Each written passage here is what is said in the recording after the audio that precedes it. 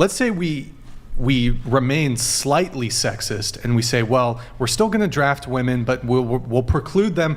We'll protect them from these frontline duties, and they'll only have support roles. We'll only draft them into support roles.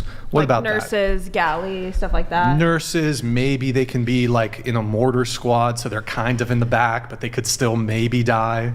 I think the feminists will still have a problem with that. Probably. Wait, the feminists will have a problem with... Yeah, because you're going to put us in some... Well, it's preferable to not... So you're saying the feminist position is women should just be drafted? Is that the feminist position? And they would say it's not clear to me if it is, but... They would say no to that. But it's a double standard. If a woman can do it better, then a woman should do it. If a man can do it better, then a man should do it. Well, a woman what if won't men be able to vote do it better? Oh, men do vote better. True. Should we... So. Oh, now I know where you're going with this. Look, I think women should vote, but should we... Oh my God, I don't want to get canceled. Hold on, I don't know if I want to do it. Well, if you were to hypothetically say that women were better at a thing, and men were better at things than women, if you did think that something like a pattern, let's say, for instance, of voting, was better done by men than women, would you prefer then that women be excluded from this activity? Wow, that's a good framing. That was a really good way to frame that.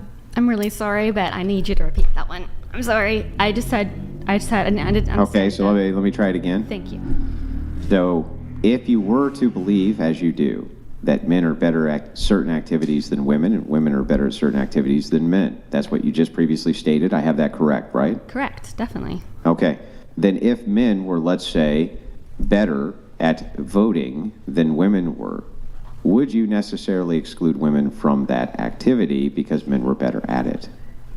But yes, that's subjective. I would exclude them. If men are better at voting, then women should be excluded from voting. How do we know like one's better than the other? The reason that he says that is because there is a map, and statistically men are voting in a better trajectory than women are, especially post-feminism, that women are voting in ways that aren't necessarily benefiting our country, but that's also because women are more emotional. So yes, women are better at certain things than men, like being nurturers. Men are way more analytical thinking, more geopolitical, smarter thinking in certain ways than women are. So that's why he's bringing up that question, because if you look at a map, men are voting in a trajectory that will benefit the countries more than necessarily in a more emotional viewpoint of that. Question.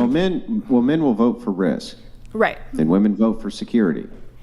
So if the question really comes down to freedom or how much autonomy you want people to have, then if you want the maximum amount of autonomy, if you were looking at this objectively, you would push it over to men because men will take risk, and risk will give you the highest amount of autonomy. Women tend to vote for security, and they tend to vote for basically more security for them, right? Let's put it that way. So you're going to see more of a welfare state. You're going to see more things, social safety nets. You're going to see more things like this, whereas men are more likely to take risk when it comes to how they vote. And why are they so afraid to get canceled all the time? Wait, Andrew, I've got a question for you. Ryan? I've got a question for you, Andrew. So, if it's copacetic, and I actually don't really object to a woman saying that women shouldn't be drafted, because that's obviously in their best interest, it makes sense. But if it's copacetic for a woman to say that statement, then shouldn't it in turn also be copacetic for a man to say, again, I'm not advocating for it, but for a man to say that women shouldn't vote? Because it occurs to me that if women can... With greater duty comes greater responsibility. It's very simple. So if you have a greater duty to the state, this in turn means you have a greater responsibility to the state, which means you should get greater reward from the state. What happens in this instance is that women have a lesser duty, but they get the same reward. That's bullshit.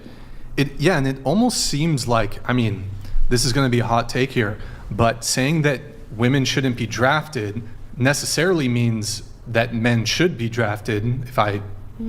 Because I mean, we can have... Well, it doesn't necessarily mean that men should be drafted, but it does mean that if you were to have press service, it's going to only be men. Right. So it's almost a distinction with no merit, right? Let me make one more point. So sure. If that is the sort of de facto position, then if women shouldn't be drafted, then it must be men. Well, that seems almost more sexist to say that men are disposable, send them into the war machine so they can go and die, versus women shouldn't be allowed to put a check mark on a piece of paper and participate in an election. I think it seems worse to go and die in a trench somewhere than to not be able to participate in the electoral process. That's just me. Okay. I don't know. Right, so what you're saying is that if you have to take a higher risk to the state, then you should get a greater reward. Perhaps that reward could be voting, or perhaps that reward could be something else besides that.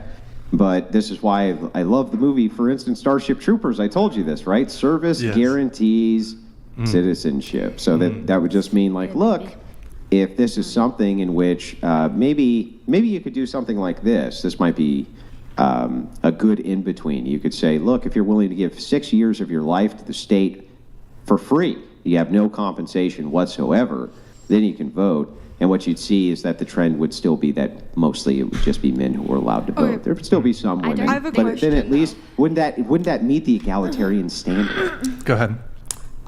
So following that logic, though, that would mean that participants of the military would be eligible to vote, not just the general public. No, that would just mean that people who gave service to the state in one capacity or the other for free for X amount of time would be able to vote. I don't think anyone should be forced to do anything they don't want to do. Which would include men and women, or solely just... You could include, but if you did, you could include men and women. It's just that the side effect of this would be that it would be way more men who would sacrifice their time without compensation in order to be able to be one of these special electors.